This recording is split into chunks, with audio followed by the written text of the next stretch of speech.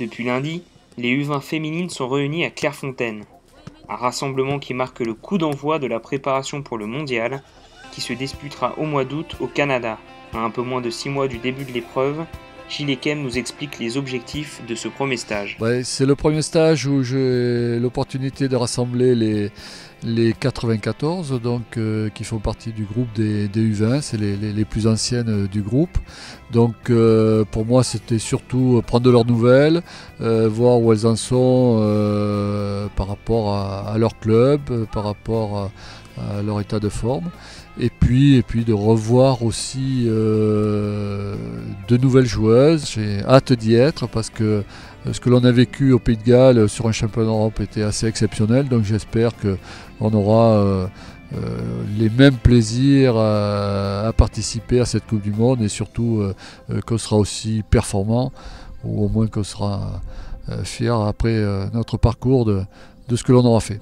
Championne du monde U17 en Azerbaïdjan en 2012, Goutia Karchouni revient sur cette épreuve qui l'a fait grandir. Ah, c'est sûr, ça nous enrichit, on grandit, on prend de la maturité parce que tous les matchs sont importants. Chaque match on peut se faire éliminer ou sortir de la compétition, donc on prend de l'expérience, de la maturité et on apprend à garder nos émotions sur le terrain et puis aller au bout de soi-même. En U17, c'était merveilleux déjà de participer à une Coupe du Monde et de la gagner.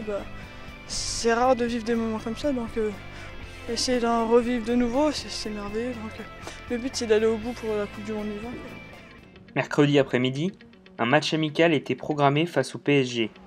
À la clé, une défaite 5-1 pour les tricolores, qui ont pu mesurer le chemin qu'il leur restait à parcourir, comme nous l'expliquent Gilles Ekem et Charlotte Sanson-Levaché.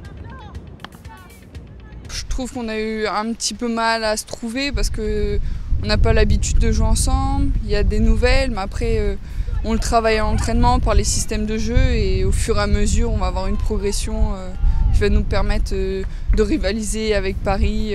Après on était un peu plus faible, c'est l'impact physique dans les duels, il faut plus se donner la prochaine fois pour essayer de gagner contre une équipe comme ça. Le chantier est en cours et il y a un gros travail à faire.